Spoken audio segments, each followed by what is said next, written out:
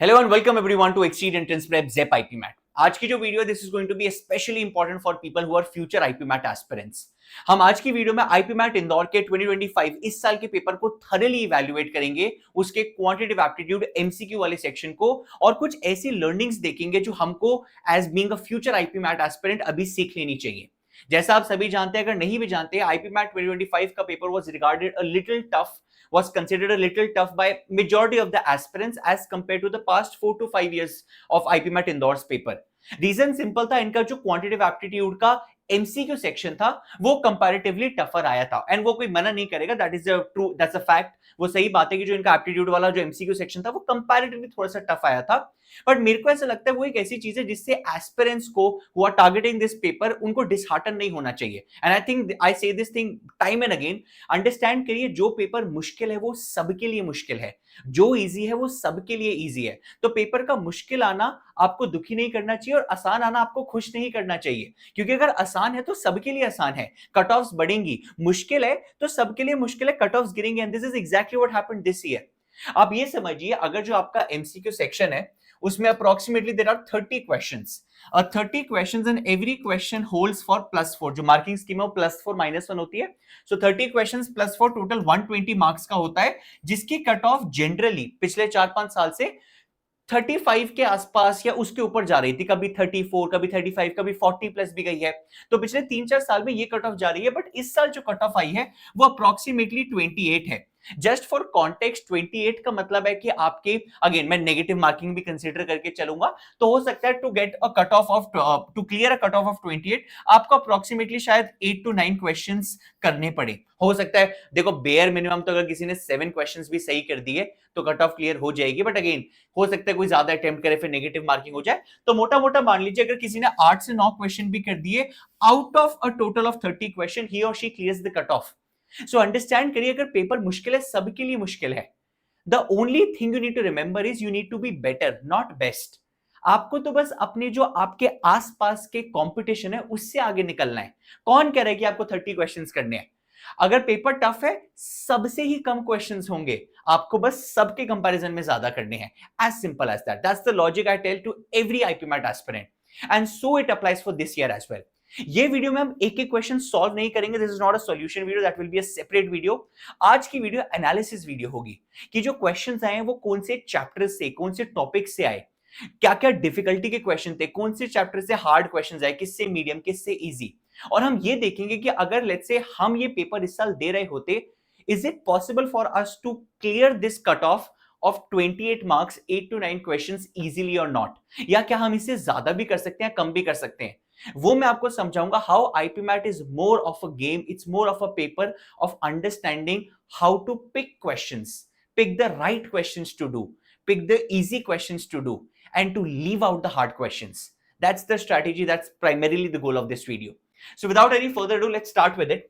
सबसे पहले स्टार्ट करते हैं पेपर को देखने से। जो सबसे पहला क्वेश्चन हमको देखने को मिला था, अरिथमेटिक इज समथिंग जैसे हर बार क्वेश्चन आता है, हमको सिंपल इंटरेस्ट, कंपाउंड इंटरेस्ट का एक क्वेश्चन आया था, मीडियम लेवल क्वेश्चन था। टू बी वेरी ऑनेस्ट मेरे हिसाब से इजी मीडियम है, मीडियम भी मैं इसलिए कर रहा हूं, थोड़ा सा टाइम कंज्यूमिंग हो सकता है, बट इजी मीडियम ही है। हाँ, हो सकता है देखने से एक बारी को लेंथ में लगे सर हार्ट अटैक आ जाएगा, बट क्वेश्चन में कुछ भी नहीं है। अगर क्वेश्चन को ध्यान से इवैल्यूएट भी करें, just to give you a gist of how to solve this question, Anindita invest a total of 1 lakh rupees 3 schemes ABC में for a period of 2 years. These schemes offer this much percentage rate of interest per annum, compound interest पे है।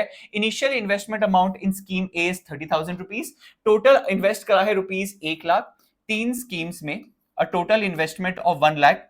3 schemes ABC में करा है, हमको बता दिया है जो स्कीम A है उसमें 30,000 इन्वेस्ट करा गया है, स्कीम B और C में कितना इन्वेस्ट करा है वी डू नॉट नो। एक साल बाद जो हमको इंटरेस्ट मिला वो था 10,600, 1 ईयर बाद। इन्वेस्टमेंट 2 साल के लिए करी गई थी। Then the total interest earn in the second year, second year में कितना इंटरेस्ट कमाया। देखो, अगर आपको तीनों स्कीम्स का पता है कि ये 10% पे चलता है, ये 8% पे चलता है, ये आपको पता है 12% पे चलता है, ये बहुत ही सिंपल अरिथमेटिक का क्वेश्चन है, कोई बहुत बड़ा लॉजिक नहीं है। अगर आपको ये पता है 30,000 है, टोटल 1 लाख है, आप इसको मान सकते हो कि लेट्स से बी स्कीम में x रुपीज इन्वेस्ट करें और सी में कितने करे होंगे। अगर टोटल 1 लाख है, 30,000 हटा दो, 70,000, it will be 70,000 minus x, as simple as that. तीनों पे इंटरेस्ट निकालो, ऐड करो, इक्वेशन आ जाएगी, इक्वेट कर दो 10,600 से x की वैल्यू आ जाएगी। अगर आपको पता है इसका 10% होता है 3000, 10% ऑफ 30,000 इज 3000, x का 8%, x का 8% plus 12% of 70,000 minus x, you have one equation, you have one variable. आप इसकी मदद से सिंपली कुछ मत करिए, x निकालिए। एक बार आपका x सॉल्व हो गया, आपको ये भी पता चल जाएगा, आपको ये भी पता चल जाएगा, तीनों स्कीम में कितनी कितनी इन्वेस्टमेंट करिए पता चल जाएगा। फिर सेकेंड ईयर का इंटरेस्ट निकाल लो। ध्यान रखना सेकेंड ईयर का इंटरेस्ट नई वाले अमाउंट पे होगा, मतलब सेकेंड ईयर में ये 30,000 की जगह 33,000 बन जाएगा, और इसका 10% आपको कैलकुलेट करना है, क्योंकि ऑब्वियसली कंपाउंड इंटरेस्ट है, सिंपल इंटरेस्ट नहीं है। सिमिलरली ये जो भी अमाउंट आएगा प्लीज उस पे 8% लगा के फिर नया वाला अमाउंट निकालना, जिस पे अगले साल के लिए 8% इंटरेस्ट निकलेगा। So on and so for calculate करेंगे। आई थिंक बॉल पार्क इसका आंसर ऑप्शन बी था, मोस्ट लाइकली आप सॉल्व कर सकते हैं। प्लीज मैं एक एक सॉल्व नहीं कर रहा, सोल्यूशन के लिए वीडियो आएगी। I am just trying to give you a gist. Had I been someone who was giving this paper, कौन से क्वेश्चंस पिक करता करने के लिए, कैसे दिमाग को दौड़ाता, कैसे कट ऑफ से शायद ज्यादा ही क्वेश्चंस कर जाता, नोइंग की पेपर टफ है उसके बावजूद। Alright, so this was question 1, medium easy medium question था, simple interest compound interest का। next we have time speed distance। time speed distance का medium level का question है। again ये जो question है more or less easy medium है। अगर किसी ने time speed distance के meeting point वाले questions करे हैं, बहुत common questions होते हैं time speed distance, अगर कोई बच्चा पढ़ता है तो meeting point वाले question करता है। ये वही question है कि दो swimmers हैं, अंकित और विपुल swim कर रहे हैं opposite end से। Ankit can cover the length of pool in 10 minutes, Vipul can cover in 15 minutes, they swim back and forth for 80 minutes। वो कितनी बार एक दूसरे से मिलेंगे? As simple as that। ये दो सिचुएशन होते हैं when people are moving in opposite direction and same direction। तो मीटिंग पॉइंट ये वाला कौन सा केस है? Opposite direction. एक बंदा ऐसे स्विम कर रहा है, एक बंदा ऐसे स्विम कर रहा है, ऑपोजिट डायरेक्शन के मीटिंग पॉइंट का क्वेश्चन है। सिंपल क्वेश्चन और टफ क्वेश्चन। अगर मैं होता आपकी जगह शायद मैं ये क्वेश्चन भी अटेम्प्ट मार के आता।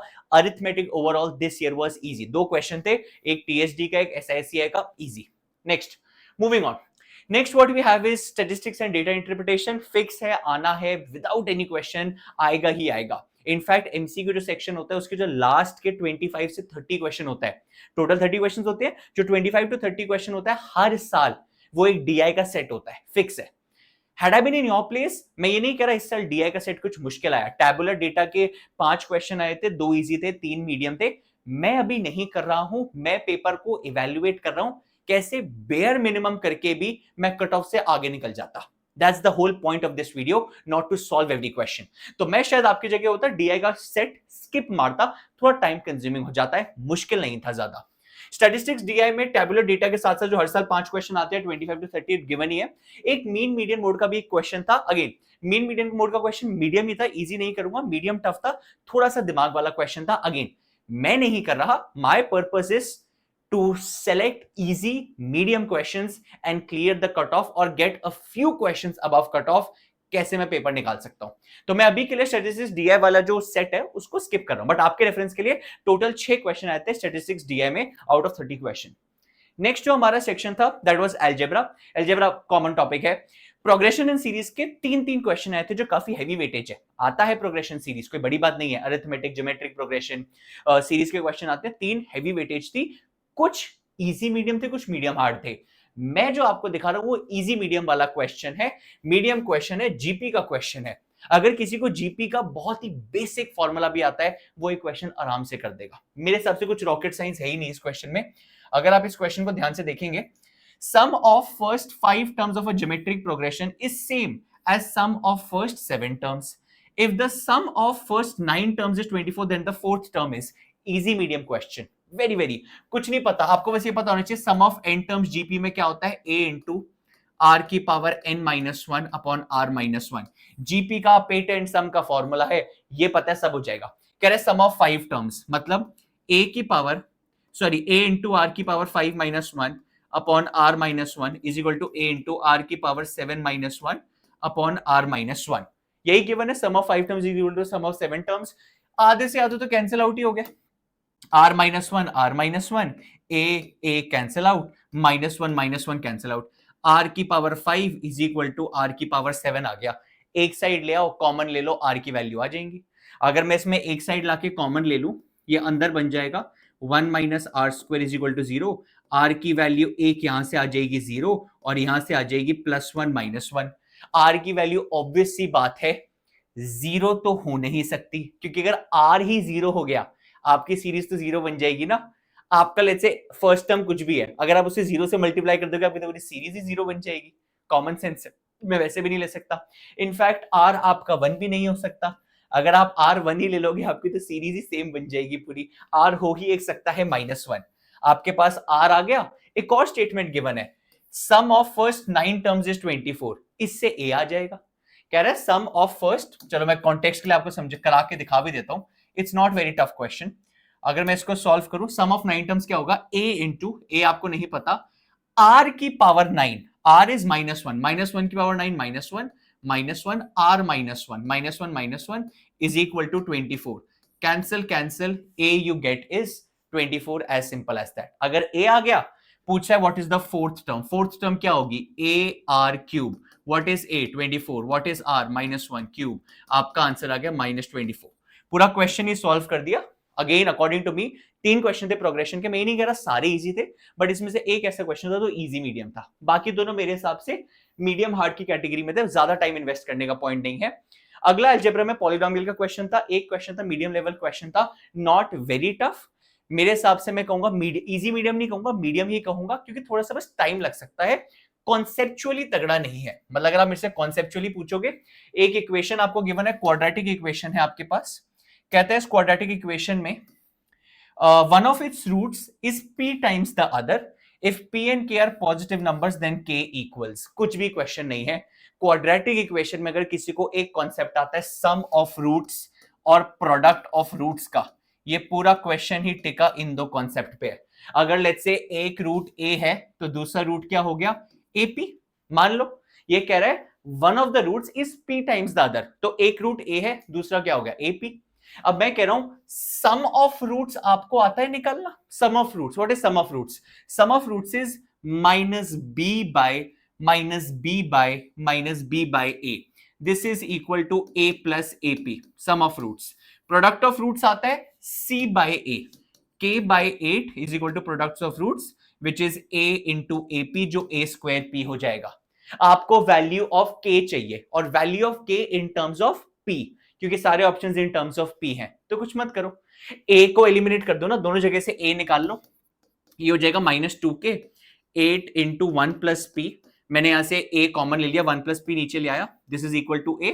सिमिलरली अगर मैं यहां से भी निकालूंगा k upon 8p is a², a क्या हो जाएगा, अंडर रूट ऑफ दिस। आप इस चीज से इसको इक्वेट कर दो, इस चीज से इसको इक्वेट कर दो, और आप कुछ मत करो, वैल्यू निकाल लो किसकी, k की वैल्यू निकाल लो in terms of p। k एक साइड ले जाओ, p एक साइड आ जाएगा। इनफैक्ट इसको स्क्वायरिंग कर देना ताकि अंडर रूट भी हट जाए, स्क्वायरिंग बोथ साइड्स, इनको इक्वेट करके आपका आंसर आ जाएगा ऑप्शन सी। अगेन मेरे हिसाब से अलजेब्रा का पॉलिनोमियल का मीडियम लेवल क्वेश्चन था। ठीक है, moving on, next what we have is quadratic equation के 3 क्वेश्चन थे, एक इजी, एक मीडियम, एक हार्ड। अभी जो आप देख रहे हैं वो इजी क्वेश्चन है। इजी क्वेश्चन क्यों है, अगर किसी को बहुत ही फंडामेंटली लेवल पे क्वाड्रेटिक इक्वेशन का कॉन्सेप्ट आता, why I time and again repeat, you should learn concepts, fundamentals. IPMAT paper is not about mugging up formulas. Formula अभी याद है ना, मैं गारंटी दे रहा हूं पेपर में भूल जाओगे। That's how your mind behaves. Pressure environment में क्वेश्चन नहीं होते, फॉर्मूले गायब हो जाएंगे। कॉन्सेप्ट समझा हुआ है, दिमाग भी शांत रहेगा, मन को भी ऑल इज वेल कर पाओगे, क्वेश्चन सॉल्व कर पाओगे। For example in this question looks like a tough question, probably the easiest out of the 30 questions. क्या कहता है, एक फंक्शन गिवन है, क्वाड्रेटिक इक्वेशन है, a² x² 2bx + c ब्ला ब्ला ब्ला ब्ला ब्ला ब्ला, fx के बारे में पूछा है, fx की मैक्सिमम और मिनिमम वैल्यू के बारे में। अब आपको पता है जब एक क्वाड्रेटिक इक्वेशन होती है, जिसको नहीं पता, क्वाड्रेटिक इक्वेशन का जो ग्राफ होता है ना, वो एक पैराबोला होता है। सबको पता होगा, नहीं पता, इट्स अ पैराबोला। और पैराबोला ना, जो क्वाड्रेटिक इक्वेशन का पैराबोला बनता है, उसकी जो शेप है कि वो अपवर्ड फेसिंग होगा या डाउनवर्ड फेसिंग होगा, वो सब डिपेंड करता है x² के कोफिशिएंट पे। अगर x² का कोफिशिएंट एक पॉजिटिव नंबर होता है तो इसका जो पैराबोला होता है वो अपवर्ड फेसिंग हो जाता है। अगर x² का कोफिशिएंट नेगेटिव है, वो डाउनवर्ड फेसिंग हो जाएगा, ऐसे। तो यहां पे तो क्लियरली क्या होगा, अपवर्ड फेसिंग क्यों, ए स्क्वायर है, a square is always a positive number. और अगर इसका पैराबोला ऐसा है तो आपको क्लियरली पता है इस चीज की मिनिमम वैल्यू तो मैं बता सकता हूं, बट मैक्सिमम वैल्यू आपको कभी बता ही नहीं सकते इस ग्राफ की, क्योंकि ये तो ऐसे ऊपर चलते रहेगा ना। मिनिमम बता सकता हूं, so F X has a minimum value but no maximum value, as simple as that. Quadratic equation का इजी क्वेश्चन की कैटेगरी में आता है। नेक्स्ट, मूविंग ऑन, लॉगरिदम था हमारा अलजेब्रा में नेक्स्ट। इसके एक क्वेश्चन इजी में था, दो मीडियम में था। लॉगरिदम के मैं और क्वेश्चन भी दिखाऊंगा, एक और क्वेश्चन भी दिखाऊंगा। ये जो क्वेश्चन है वो मीडियम में, एक और भी दिखाऊंगा जो आसान होगा थोड़ा सा। The set of values of x satisfying this inequality. अब जिसने लॉगरिदम का बहुत ही बेसिक सीखा हुआ है वो भी ये कर सकता है। मैं तो कह रहा हूं इस क्वेश्चन में कुछ करने के लिए था ही नहीं, कोई अगर बहुत ही बेसिक्स भी करके बैठा हुआ है ना, इस क्वेश्चन में ऐसा कुछ है ही नहीं। x plus one by x, चलो मैं आपके लिए सॉल्व कर देता हूं ये क्वेश्चन। लॉग का base 2, x minus one, x plus two, जो बेसिक जानता है। क्या मैं इस जीरो को, याद होगा इनइक्वालिटी में दिमाग प्रोसेस पहले कैसे करता है, या दोनों साइड लॉग ले आओ ताकि लॉग्स कैंसिल आउट हो जाए। क्या मैं जीरो की जगह ये नहीं लिख सकता log one to the base x plus one by X? क्यों करा, दोनों जगह बेस सेम होना चाहिए to cut the log. I can now very easily cancel and cancel out this. अब क्या मैं फिर से इसको ऐसे नहीं लिख सकता, क्योंकि अभी भी एक और लॉग बचा हुआ है। Let's cancel it out. क्या मैं वन को ऐसे नहीं लिख सकता log 2 to the base 2, once again log 2 cancel out.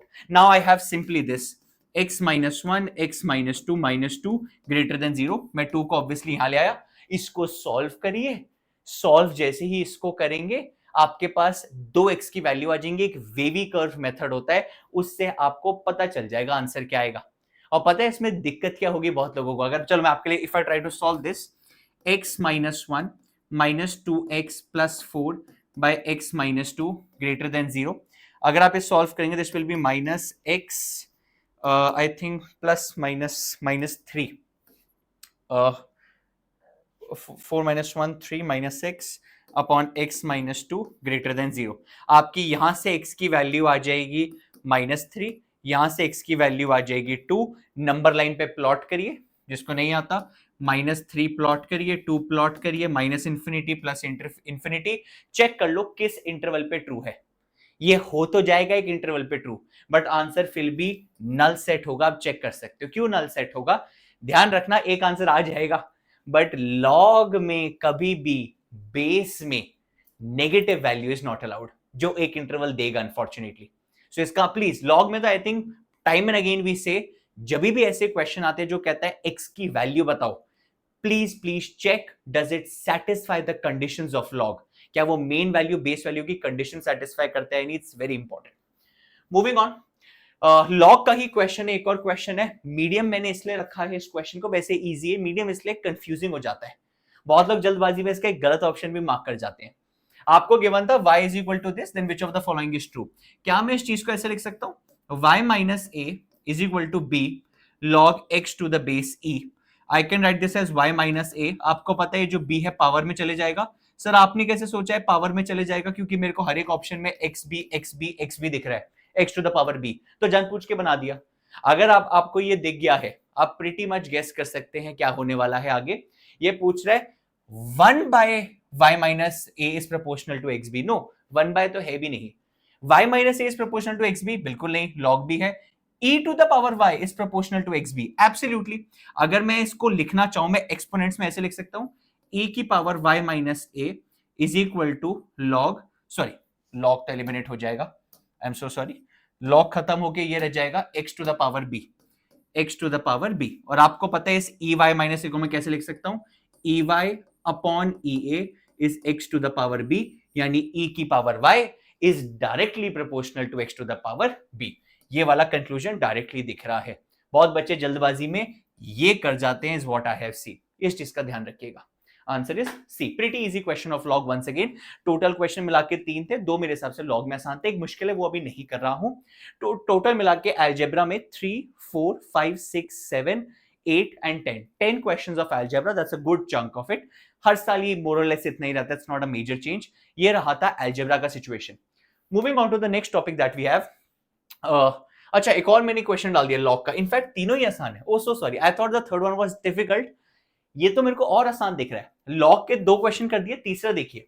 अगर आप कोई इसको सॉल्व करना चाहते हैं, मैं बहुत क्विकली कर देता हूं without wasting any time, but this again is a very easy question of log, and log is one chapter which I feel people dread, डरते हैं सर लॉग लॉग लॉग नहीं होगा।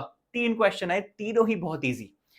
इसमें सिंपल लॉग का logic है, अगर मैं 25 को उठा के वहां ले जाऊं, ये बन जाएगा 25 की power half which is nothing but 5। 25 to the power half is root of 25 which is 5। अगर यहां पे भी 5 है, वहां पे भी 5 है, कैंसिल आउट होके 1। जब मैं इस 3 को वहां लेके जाऊंगा, this will become 3 to the power 1 which is 3। तो एसेंशियली अभी तक हो क्या चुका है, ये बन चुका है 1 by log base 3 1 plus 2 log x2 and this is equal to right now 3। अगर मैं इस 1 को वहां लेके जाऊंगा माइनस हो जाएगा, अगर मैं 1 वहां लेके जाऊंगा वो 2 बन जाएगा, ये बन जाएगा log 3 1 plus 2 log x to the base 2 is equal to 2। जो वहां पे जाके ये बन जाएगा 3 का स्क्वायर विच इज 9, ये वहां जाके -1 हो जाएगा जो ये बन जाएगा 8, ये नीचे 2 जाके डिवाइड हो जाएगा जो बन जाएगा 4। This will eventually boil down to this, और आपकी x की वैल्यू आ जाएगी 2 to the power 4 which is nothing else but 16। Hardly a 1 minute question. If you understand the core of log, आप समझ जाओगे, not even the difficult properties, the core, how log is nothing but exponents, आप समझ जाओगे। That was logarithm for you. All 3 questions super easy. Next that we have is modern maths, that chapters like permutations, combination.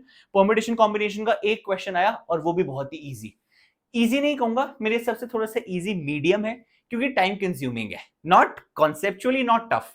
Easy medium इसलिए कह रहा हूं क्योंकि time लगेगा। गलती भी बताऊंगा बहुत लोग क्या करते हैं। Number of integers greater than 5000, 5000 से बड़े कितने इंटीजर्स हैं that can be that will be divisible by 5 and that can be formed with these 6 numbers where no digit is repeated, repetition allowed नहीं है।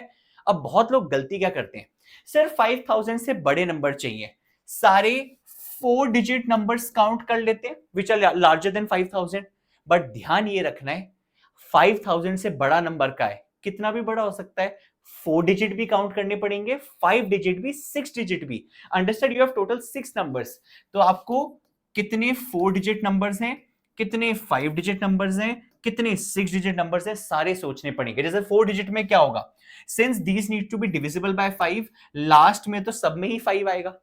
Even if it is a 5 digit number, last तो बस एक ही तरीके से भरा जा सकता है, लास्ट वाला number can be filled in only one way and that is 5। Even if it is a 6 digit number, last can be filled in only one way.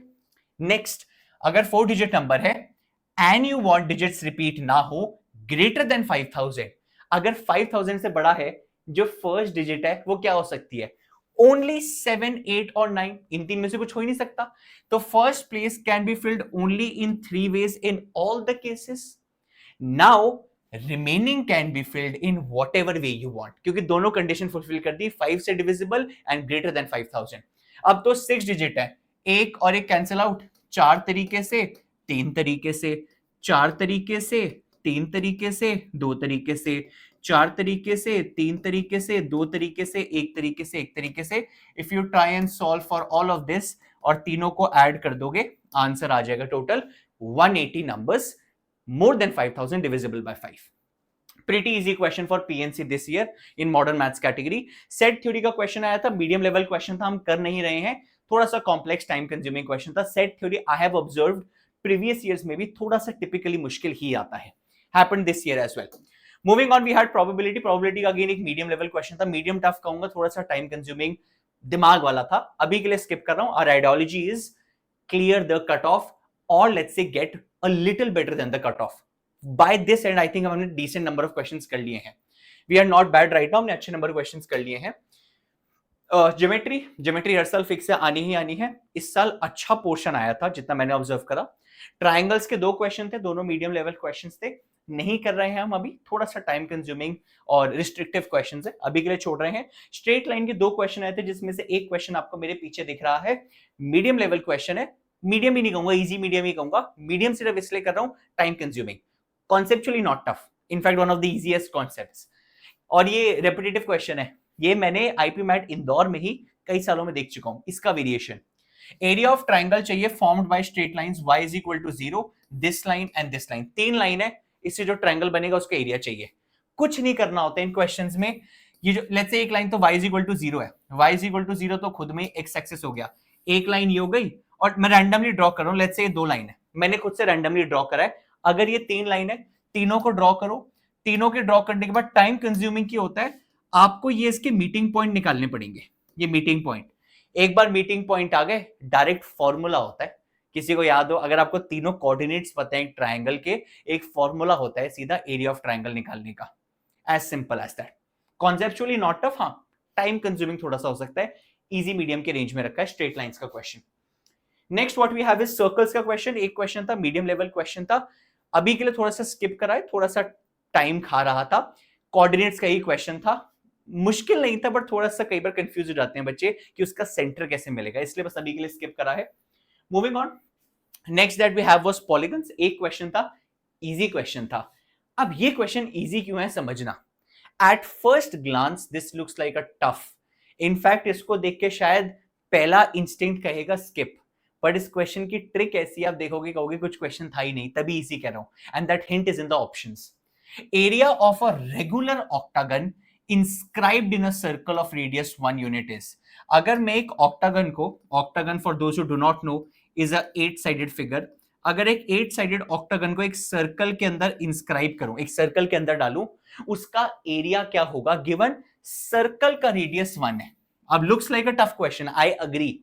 अगर सर्कल का एरिया 1 है, रेडियस 1 है, सर्कल का area होता है पाई are square, which is 3.14 into 1 square, which is nothing but 3.14, which is essentially pi. अगर आप option ध्यान से देखो और कॉमन सेंस से सोचो, ऑक्टागन का एरिया सिंस वो सर्कल के अंदर है, सर्कल से तो कम ही होगा, सर्कल के अंदर है कम ही होगा। चारों ऑप्शन देख लो, एक ही ऑप्शन है जो सर्कल के एरिया 3.14 से कम है। आपको पता है रूट 2 क्या होता है, अंडरस्टैंड, रूट 2 अप्रोक्सीमेटली कितना होता है, तुक्का ही मार लो, एग्जैक्ट कौन मार रहा है, root 2 in fact even I do not know. Root 2 1.5 का स्क्वायर होता है 2.25, तो रूट 2 करीबन 1.3 1.4 ऐसा कुछ होगा। आपको एग्जैक्टली पता है, बल्ले बल्ले नहीं भी पता, 1.3 1.4 ही होगा आसपास। अगर लेट्स से 1.4 है, ये हो जाएगा 2 इंटू 1.4 2.8, जो 3.14 से कम है, गुड। अगर ये होगा this will be 2 plus 1.4 which is 3.4, ये तो इससे बड़ा चला गया, भूल जाओ, हो ही नहीं सकता। इसको सॉल्व करोगे ये भी इससे बढ़ा जाएगा, भूल जाओ। रूट 10 सॉल्व करोगे अगेन बढ़ा जाएगा। रूट 10 क्या होता है मेरे को नहीं पता, बट 3 पॉइंट समथिंग होता है, होगा तो बड़ा ही ना, कॉमन सेंस की बात है। तो again the only answer that I am left with is only 2 root 2, तो आंसर इज सिंपली 2 रूट 2, क्योंकि बाकी चाहकर भी नहीं हो सकते, ठीक है। तो इसलिए सिंपल रीजन ये था, ओके। मूविंग ऑन, अगला हमारा जो क्वेश्चन था नंबर सिस्टम का था। नंबर सिस्टम के क्वेश्चन ज्यादा मुश्किल नहीं थे, डिविजिबिलिटी और रिमाइंडर्स के क्वेश्चन थे। ये डिविजिबिलिटी का क्वेश्चन है, इजी मीडियम कहूंगा, मीडियम इसलिए डाल रहा हूं, अगेन थोड़ा सा टाइम लग सकता है बट इजी ही है, क्योंकि इसमें केसेस बनेंगे, इसलिए थोड़ा टाइम कंज्यूमिंग है।